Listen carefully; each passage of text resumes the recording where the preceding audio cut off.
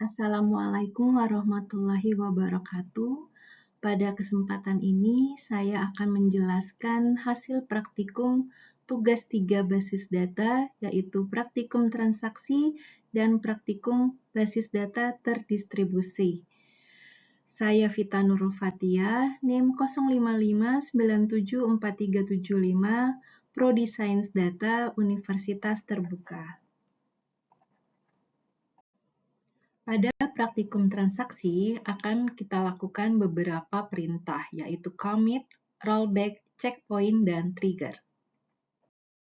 Kita mulai praktikum transaksi dengan mengaktifkan modul Apache dan MySQL pada aplikasi XAMPP.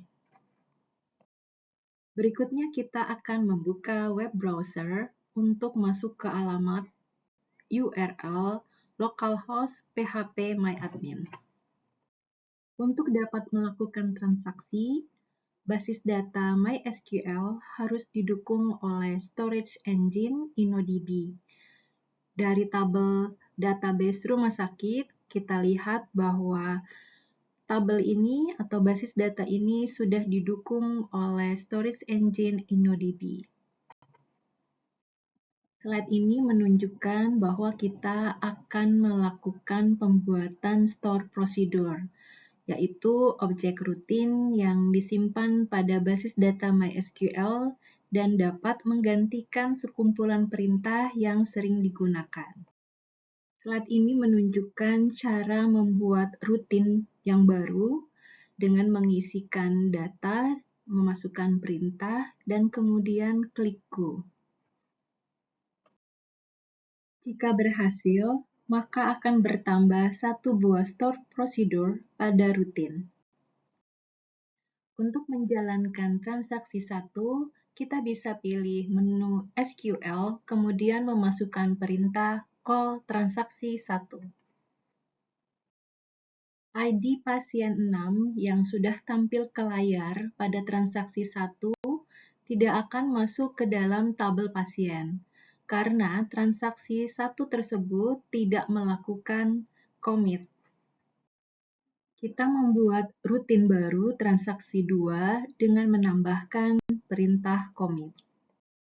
Slide ini menunjukkan bahwa kita sudah memiliki 2 rutin prosedur, yaitu transaksi 1 dan transaksi 2.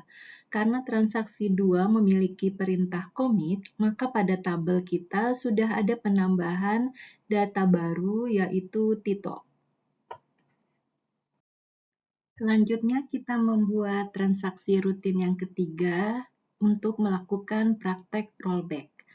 Meskipun kita sudah menambahkan data baru, tetapi jika kita melakukan perintah rollback, maka data setelah kita memanggil transaksi 3, maka tidak ada perubahan data pasien. Transaksi 3 kita modifikasi. Jadi setelah rollback kita menambahkan update data pasien baru dengan nama Septin. Setelah itu, setelah kita panggil transaksi 4, maka data pasien Septin muncul pada tabel pasien. Transaksi yang berikutnya adalah save point. Jadi setelah kita memasukkan data, misalnya data Hanif, kita menuliskan perintah save point, poin 1. Kemudian kita masukkan pasien berikutnya, nomor 8, Tina, tapi kemudian kita rollback ke save point, poin 1. Selanjutnya kita masukkan lagi data yang ke-9, pasien atas nama Lutfi. Selanjutnya kita commit, select, dan kemudian end. Setelah kita panggil transaksi 5, maka kita bisa lihat pada tabel pasien ada semua data yang dimasukkan kecuali data yang di rollback, yaitu data nomor 8. Sebelum melakukan transaksi trigger, maka kita akan menambahkan 2 tabel baru, yaitu tabel obat dan tabel transaksi obat.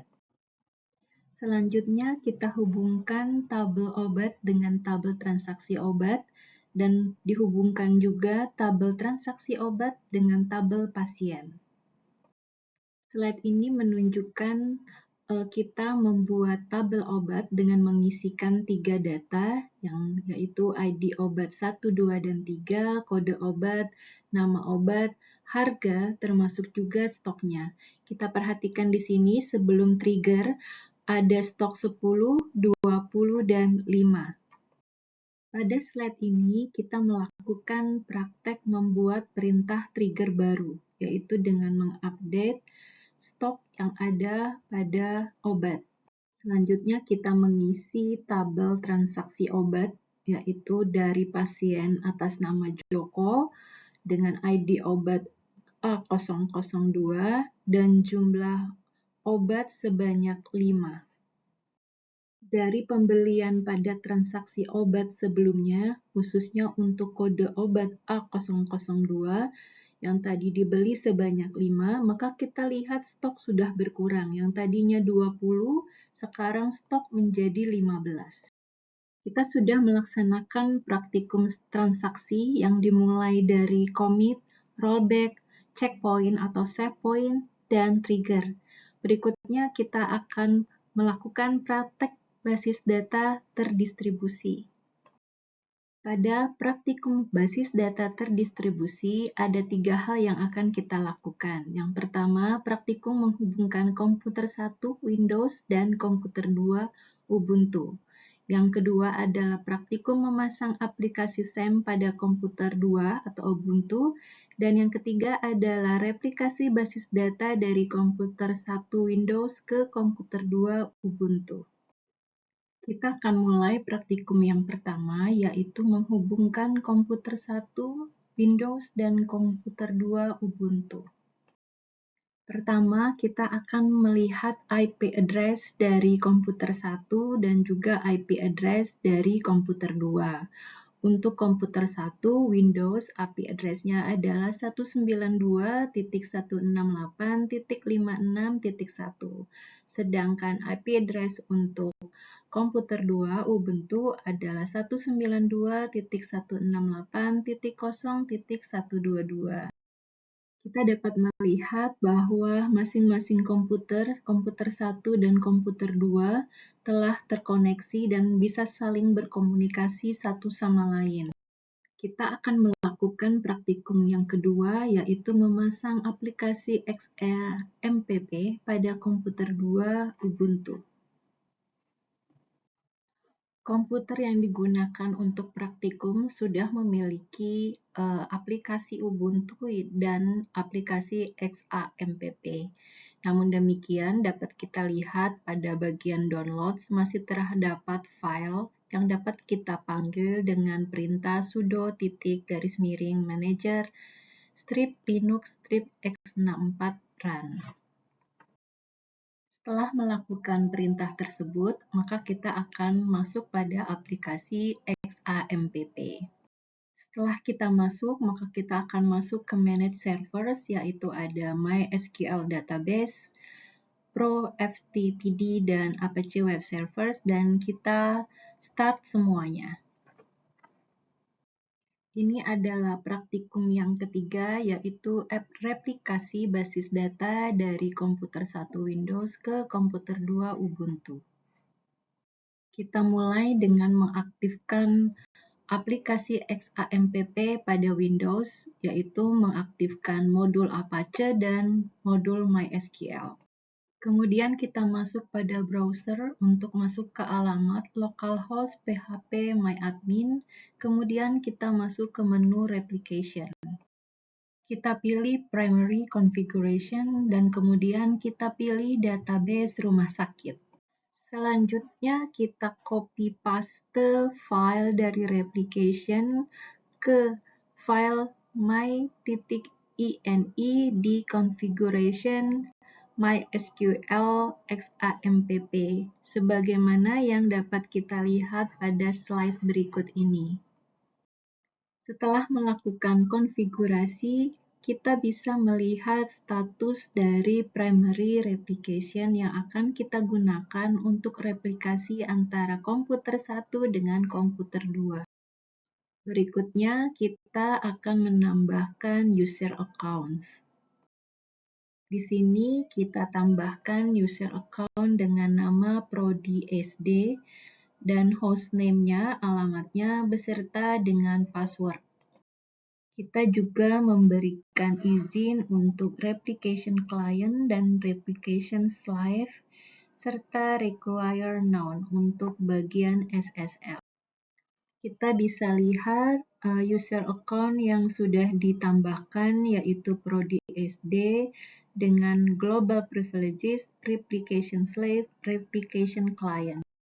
Berikutnya, kita akan melakukan export tables dari rumah sakit database yang nanti akan dibuka di Ubuntu. Ini adalah file rumah sakit SQL yang diekspor dan sekarang diimpor di Ubuntu. Selanjutnya, kita akan mengaktifkan aplikasi XAMPP pada Ubuntu. Ini adalah aplikasi XAMPP pada Ubuntu dan kita akan mengklik Manage Servers. Ini adalah aplikasi XAMPP pada Ubuntu yang sudah diaktifkan. Jika XAMPP sudah running, maka kita masuk ke browser Firefox pada Ubuntu untuk masuk ke URL localhost phpMyAdmin sebagaimana yang terlihat dalam slide ini. Selanjutnya, kita akan create database rumah sakit di Ubuntu. Setelah membuat database di Ubuntu, berikutnya kita akan mengimport file SQL yang kita peroleh dari localhost phpMyAdmin di Windows. Selanjutnya, kita akan membuat replikasi slave di Ubuntu. Kita akan mengkonfigurasi MySQL di XAMPP Ubuntu.